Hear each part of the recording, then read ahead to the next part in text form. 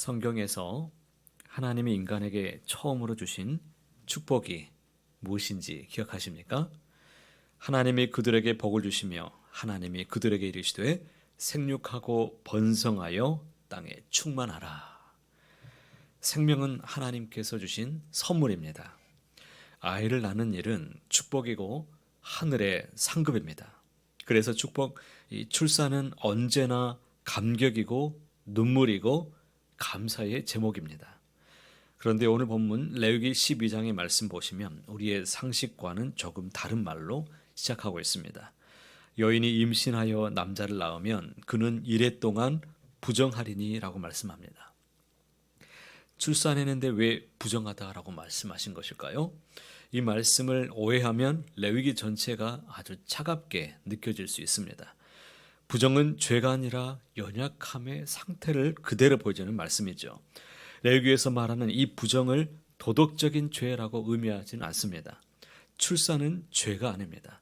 그러나 출산은 생명을 내어주는 아주 귀한 사건입니다. 피가 흐르고 기력이 소진되고 몸은 한계에 이르게 됩니다.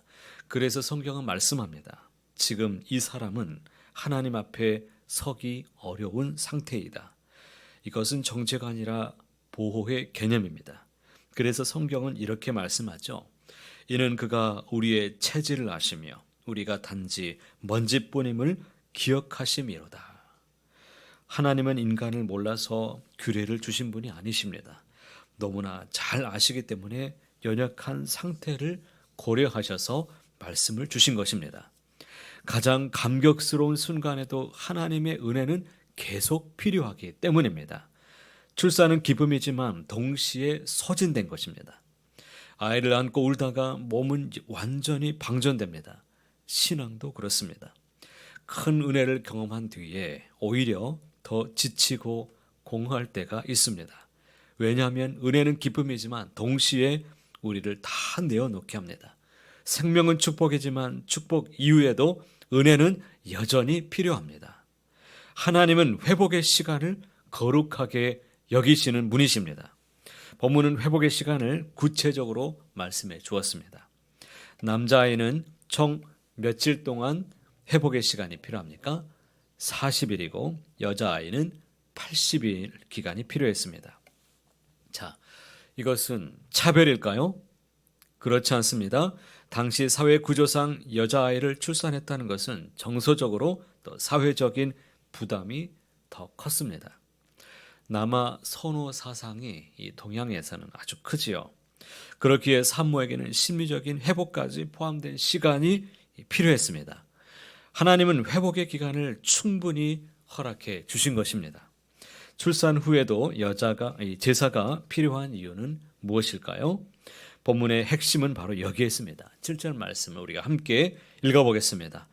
제사장은 그것을 여호와 앞에 드려서 그 여인을 위하여 속죄할지니 그리하면 산열이 깨끗하리라. 출산이 죄라서 속죄 제가 필요한 것이 아닙니다. 생명은 하나님께 맡기신 것이기 때문입니다. 다시 말하면 은혜는 소유가 아니라 다시 하나님께 드리는 예식입니다. 이 아이는 내 것이 아닙니다. 이 생명은 주님의 것입니다. 출산 후에 드린 제사는 생명의 소유권을 내려놓는 신앙의 고백이었습니다. 내가 낳았지만 내 것이 아닙니다. 내 손에 있지만 주님의 뜻 아래에 있습니다. 주님 손에 맡겨드립니다. 우리의 삶도 그렇지 않습니까?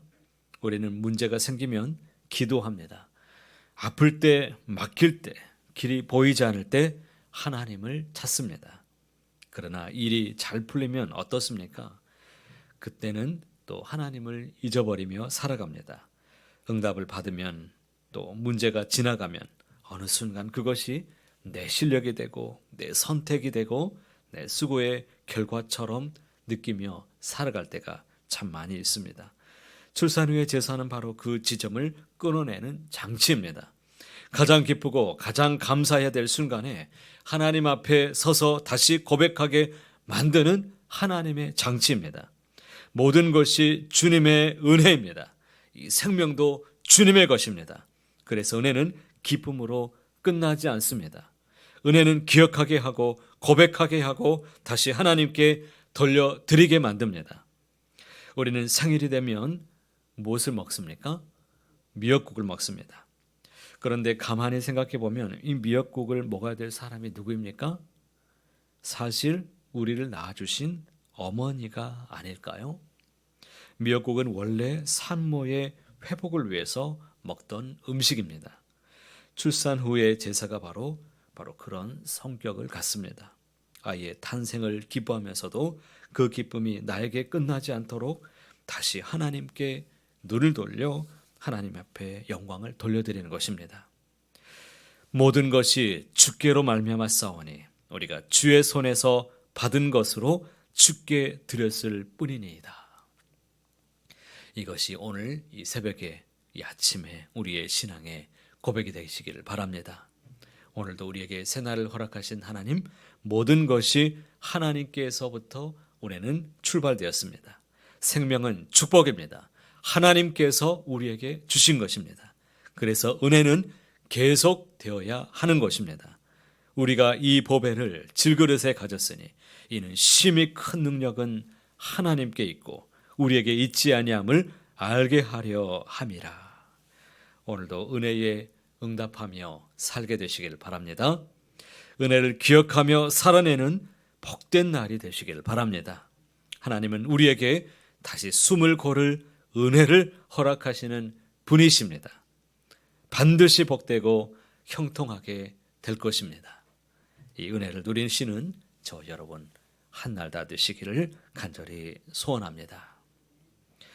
하나님 아버지, 우리의 삶에 주신 모든 은혜를 잊지 않게 하시고 잘 되었을 때에도 주님이 하셨습니다. 고백할 수 있도록 주장하여 주옵소서. 받은 은혜를 내 공로로 착각하지 않게 하시고 기쁨의 자리에서도 다시 주님께 돌려드리는 믿음을 우리에게 허락하여 주시옵소서. 오늘도 우리의 삶을 붙드시는 분이 주님이심을 기억하며 감사와 순종으로 믿음으로 날마다 살아낼 수 있도록 주관하여 주시옵소서. 우리의 연약함을 돌보시는 주님, 오늘도 오셔서 우리의 마음을 만지시고 모든 것을 주님의 뜻 가운데 바르게 세워 주시옵소서. 모든 것을 주님께만 의탁하오며 거룩하신 우리 주 예수님의 이름으로 간절히 기도하옵나이다. 아멘. 오늘도 주신 말씀을 붙잡고 기도하시기 바랍니다. 오늘은 교구와 구역을 위해서 기도하는 날입니다. 구역의 모임이 각 구역마다 활발하게 이루어질 수 있도록 또 우리의 모임 가운데 하나님의 사랑이 흘러가길 바랍니다. 우리 구역 식구들을 품고 오늘 귀하게 기도하시고 하나님께서 부탁하신 은혜가 여러분의 삶에 가득하게 되시기를 바랍니다. 오늘은 금요 심야 기도회가 있습니다. 그래서 내일은 새벽은 개인적으로 또 함께 기도하시기 바랍니다. 오늘 가지고 오신 기도 제목 가지고 간절히 기도하시다가 오늘도 은혜가 풍성한 날 되시기를 간절히 소원합니다.